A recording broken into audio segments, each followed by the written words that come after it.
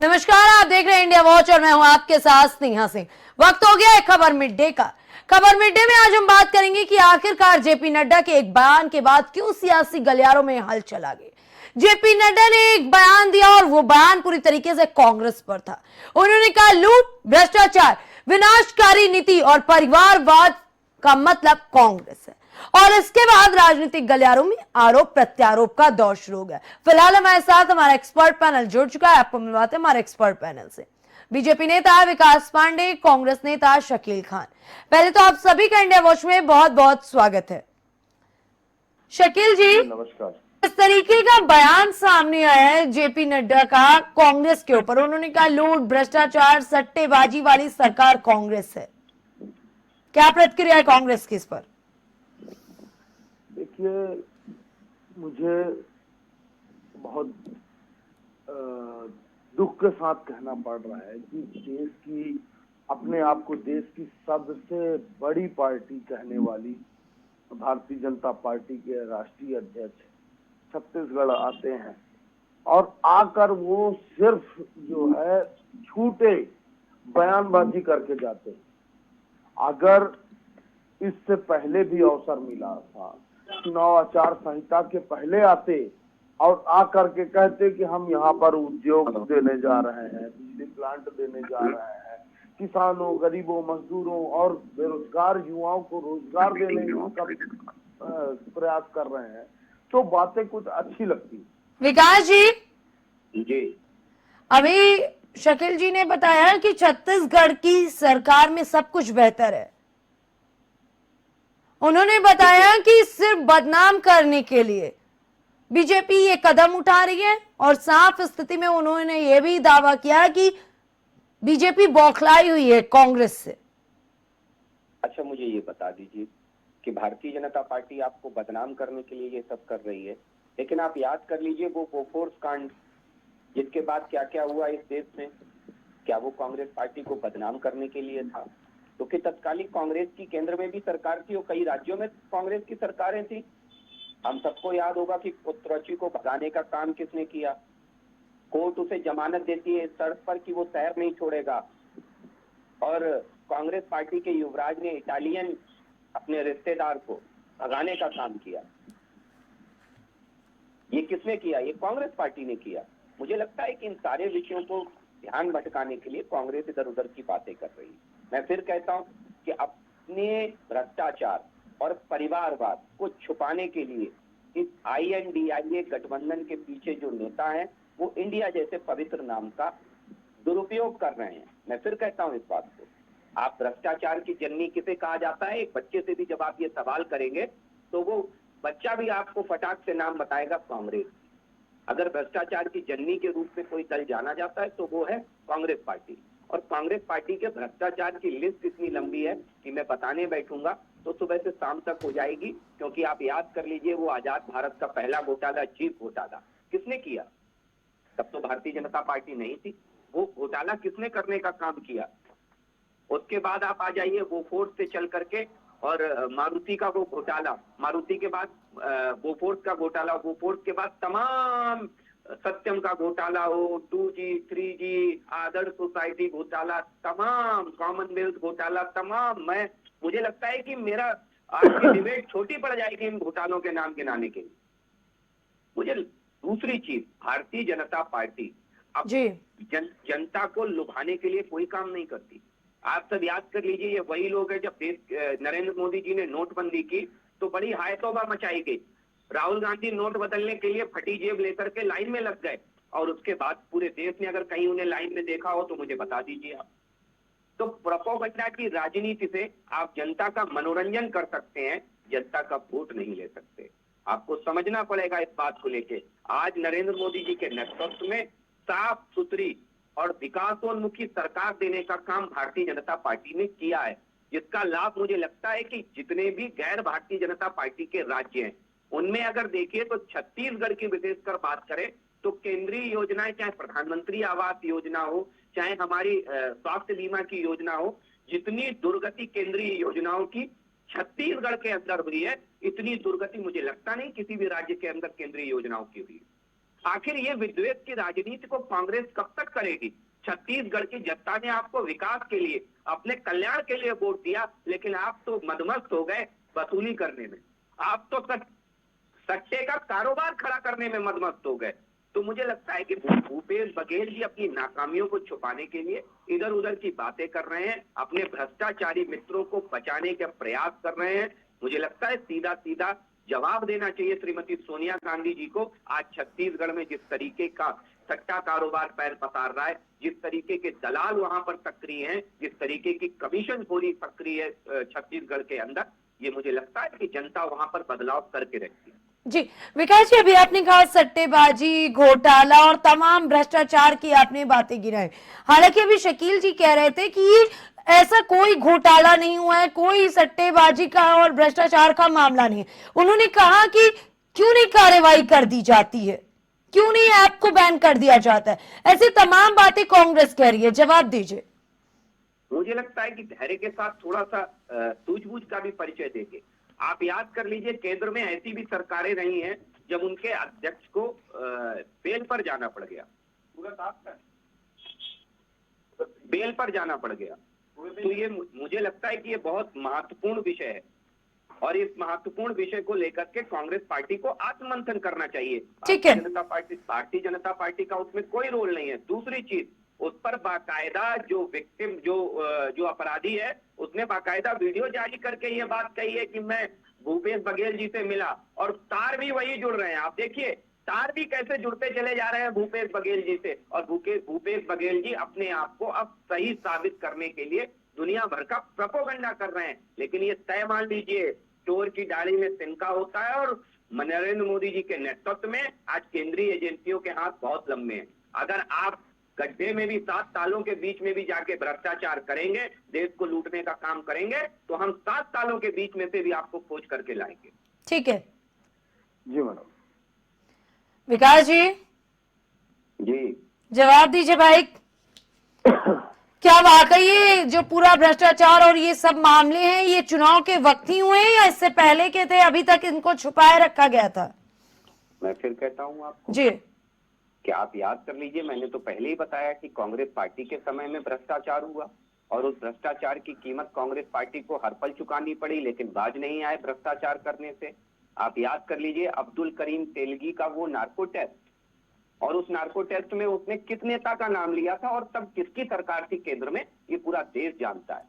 पूरा देश, किसी को बताने की आवश्यकता नहीं है कि वो कांग्रेस पार्टी के कितने बड़े नेता हुआ करते थे, और नार्को टेस्ट में उसने बाकायदा नाम लिया उन नेता का। और उसके बाद क्या किया कांग्रेस पार्टी ने? लीपापोती करने का काम किया। आप याद कर लीजिए, इससे पहले की सरकारें, जब इस देश में सरकारें चलाने के लिए लोग नेताओं पर एफआईआर दर्ज कर लिया करते थे। याद करिए, श्रद्धेय मुलायम सिंह यादव पर आय से अधिक संपत्ति का मामला सीबीआई के द्वारा एफआईआर दर्ज क्यों की गई थी? क्या कांग्रेस पार्टी ने अपनी सरकार बचाने के लिए वो कदम नहीं उठाया था? क्या बहन मायावती के ऊपर ताज कॉरिडोर का मामला इसलिए नहीं चलाया गया कि उनका समर्थन कांग्रेस पार्टी ले सके?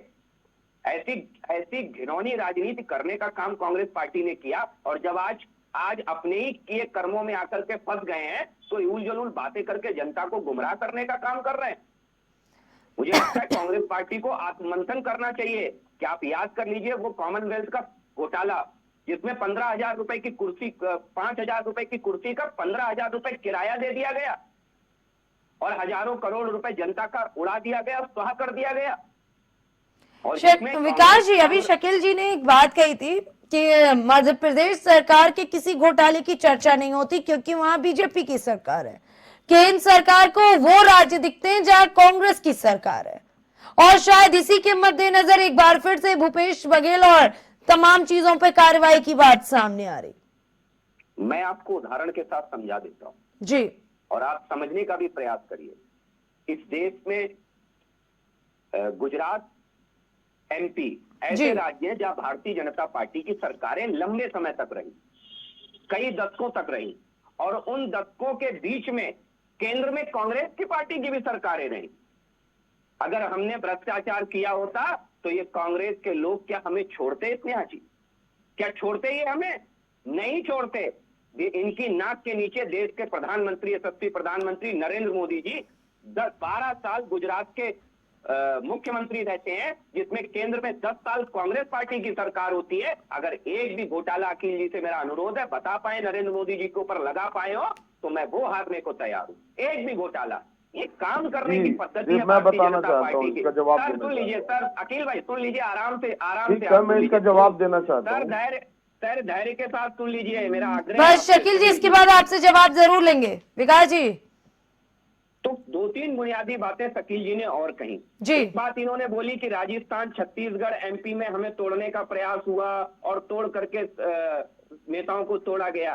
श्रीमान जी मुझे ये बता दीजिए, मेरा आग्रह है, अखिल जी बहुत टाइम से कांग्रेस में जुड़े होंगे, हो सकता पीढ़ियों से जुड़े हों, और वो जो नेता छोड़ करके गए हैं कांग्रेस में, वो भी पीढ़ियों से जुड़े हुए थे, पीढ़ियों से जुड़े हुए थे। क्या उन नेताओं का कभी कांग्रेस ने कुछ संज्ञान लिया? आखिर ये समझने का प्रयास किया कांग्रेस पार्टी ने, क्यों G23 के नेताओं को पत्र लिखना पड़ गया कांग्रेस नेतृत्व को कि परिवारवाद आज कांग्रेस में हावी है। इसी परिवारवाद की कीमत को चुकाते चुकाते वो यहां तक पहुंचे, और जब वो उस परिवारवाद से हट गए, परेशान हो गए, तब जाकर के चाहे गुलाम नबी आजाद हो, चाहे ज्योतिरादित्य सिंधिया हो, तमाम ऐसे, चाहे कपिल सिब्बल, आप देख लीजिए कि आज वो समाजवादी पार्टी से राज्यसभा सांसद है। ये भी देखने का प्रयास करिए, ये सारे के सारे आज छोड़ करके कांग्रेस को गए, क्योंकि कांग्रेस एक परिवार की प्राइवेट लिमिटेड कंपनी है। उन्हें बड़ी अफसोस के साथ मैं ये कह रहा हूं कि देश की सबसे पुरानी पार्टी होने का दम भरने वाली कांग्रेस पार्टी एक परिवार की पर्सनल प्रॉपर्टी है, इससे ज्यादा कुछ भी नहीं है कांग्रेस पार्टी। दूसरी चीज, इसने आज इनसे पूछ लीजिए, डीजल और पेट्रोल का रोना इनके लोग हर डिबेट में रोते हैं, इन्हें शर्म नहीं आती इस बात को लेकर के कि जिस कांग्रेस पार्टी की जब हिमाचल में सरकार बनती है, पूरे देश में आप डीजल और पेट्रोल का रोना रोते हैं, महंगाई का रोना रोते हैं, और जब हिमाचल में आपकी सरकार बनती है तो इनकी कैबिनेट पहला डिसीजन ये लेती है कि पेट्रोल पर तेज बढ़ा करके उस पर 3 रुपए बढ़ाने का काम करती है। 3 रुपए उस पर तत्काल बढ़ा दिए जाते हैं, इनकी कैबिनेट पहला डिसीजन लेती है। तो ये दोहरी नीति कांग्रेस के प्रवक्ता से कहिए, कम से कम वो तो ना इख्तियार करें, उनकी पार्टी करती है, करती रहे। शकील जी बहुत गंभीर गंभीर आरोप लगे भाई, जवाब दीजिए। देखिए, मुझे हंसी आती है इन पर, और बड़ा आश्चर्य होता है कि कैसे इतनी झूठी अनर्गल बातें कर लेते हैं भाजपा के लोग। ये पूछना चाहते हैं कि प्रधानमंत्री मोदी के ऊपर कौन से घोटाले के आरोप लगे, कौन से आरोप लगे। मैं इनको बताना चाहता हूं कि प्रधानमंत्री ने कहा कि हम देश को 2.5 करोड़ लोगों का रोजगार देंगे। उसके बाद सरकारी संस्थाओं को निजीकरण करते हैं, अब अडानी की कंपनी में ढेर सारी बढ़ती होती है। फिर जो नीतियां बनती हैं व्यापार की, सारी नीतियां अडानी के फेवर में बनती हैं। एक 20 उद्योगपति देश के, उनका भारी भरकम कर्जा माफ हो जाता है। और ये घोटालों की बात करते हैं, इनकी सरकारों ने कफन बेच के कफन घोटाला किया है। भारतीय जनता पार्टी के अभी सरकार ने जिस तरीके से विमान घोटाला किया, आपने देखा, पूरे बिल्कुल। देखिए नरेंद्र मोदी जी इनके नाक के नीचे 10 साल मुख्यमंत्री रहे। ठीक है विकास जी, जवाब ले लेते हैं शकील जी से। देखिए, केंद्र सरकार उस वक्त की जो भी थी, जांच एजेंसी थी, हमारी कांग्रेस की सरकार ने कभी द्वेषवश किसी के ऊपर आरोप प्रत्यारोप नहीं किया। किसी अपने वोट के लिए, अपनी सरकार बनाने के लिए हमने लोकतंत्र का कभी गला नहीं घोटा। ठीक है विकास जी। जी, अभी शकील जी ने पूरी तरीके से स्थिति बयां कर दिया कि उनके कार्यकाल में जांच एजेंसी क्या काम करती थी और आपके कार्यकाल में जांच एजेंसी क्या कार्य कर रही है। ठीक बात है। शकील जी ने एक बात भी स्वीकार कर ली, इसके लिए मैं बधाई देता हूं शकील जी को, कि उन्होंने ये मान लिया कि देश के प्रधानमंत्री नरेंद्र मोदी जी जैसा ईमानदार और कर्मठ नेतृत्व तो आज तक नहीं मिला भारत को। क्यों? क्योंकि इन्होंने ये स्वयं अभी स्वीकारा कि ये तो विद्वेष से काम ही नहीं करते थे, और इनकी नाक के नीचे गुजरात जैसे राज्य के 10 साल नरेंद्र मोदी जी मुख्यमंत्री रहे। यानी वो बहुत ईमानदारी से काम कर रहे थे, बड़ी कर्मठता से काम कर रहे थे, शायद इसीलिए तो आप बड़ी ईमानदारी से नहीं उन पे कोई कार्रवाई नहीं कर पाए ना, इसीलिए तो नहीं कर पाए ना, क्योंकि वो, अरे सर अभी आप ही ने स्वीकार किया, आपको मैं बधाई दे रहा हूँ इसके लिए, मैं आपको बधाई दे रहा हूँ। आप सर सुन लीजिए, मैं आपको बता रहा हूँ, 1 मिनट और सुन ले मुझे। शकील जी, विकास जी ने आपकी पूरी बात सुनी थी, सुन लीजिए, उसके बाद अपने पक्ष रखिएगा। मैंने बधाई दे दी। दूसरी चीज जी, 60 साल में जो कुछ नहीं कर पाए वो अब कह रहे हैं, जब सत्ता से और जनता से दोनों से वो बेदखल हो चुके हैं, तब वो कह रहे हैं हम ये करेंगे वो करेंगे, ये नहीं कर ये भी करेंगे वो भी करेंगे। क्यों? क्योंकि आज सत्ता दूर चली गई, और जब सत्ता में आ जाएंगे तो जानते हैं क्या करेंगे, 2G 3G जीजा जी, तब ये करेंगे ये। तो ये जनता देश की और प्रदेश की बहुत अच्छे से जानती है, शायद इसीलिए आपको मौका मिलने वाला नहीं है। दूसरी चीज मैं एक बात और आपसे बोलूंगा, कांग्रेस की नाकामियों का सिलसिला बहुत पुराना। इस देश में 2009 में जब कांग्रेस की सरकार थी, तब ऑल टाइम जीडीपी सबसे कम 3% दर्ज की गई, 3% केवल जीडीपी ग्रोथ दर्ज की गई, वो भी कांग्रेस के शासनकाल में। सरकारी ऋणों में वृद्धि 208% कांग्रेस के शासनकाल में दर्ज की गई। सबसे ज्यादा खुदरा महंगाई दर 8.5% कांग्रेस के शासनकाल में दर्ज की गई। रुपये के मुकाबले डॉलर और रुपए के गिरावट का मूल्यांकन 31% से ज्यादा, सबसे ज्यादा कांग्रेस के शासनकाल में दर्ज किया गया। अभी तो डॉलर 20 रुपए में चल रहा है सर, आप सुन लीजिए, 12 अभी तो करोड़ के 20 रुपए में डॉलर चल रहा है, शासनकाल में हुए। डीजल पेट्रोल तो 15 रुपए में बिक रहा है। आप सर सुन लीजिए, डरिए मत सर, 43% कुछ से भी ज्यादा सुन विश्व लूंगा। बैंक का कर्ज सबसे ज्यादा बड़ा तो वो कांग्रेस के शासनकाल कुछ में भी बढ़ा। सुन लेंगे उसके क्या? बाद 34 मिलियन डॉलर आप झूठ बोलते जाएंगे, बार बार झूठ बोलेंगे, सुनिए सर, गलत आंकड़े पेश करेंगे, सर सुनिए, आप प्रूफ दिखा पाएंगे, कहिए झूठ के आंकड़े मत दिखाएं। ठीक है शकील जी, शकील जी, ठीक है। अभी तो मैंने नाकामियों का इंजन स्टार्ट किया है कांग्रेस का, अभी तो इंजन चलना बाकी है गाड़ी भाई। अभी तो मैंने नाकामियों की केवल वानगी पेश की है कांग्रेस पार्टी की। 10 लाख, इसीलिए आपकी बौखलाहट बता रही है, पैदा किया कांग्रेस, बौखलाहट आपकी बता रही कौन नाकाम, बौखलाहट आपकी बता रही कौन नाकामयाब हो रहा है।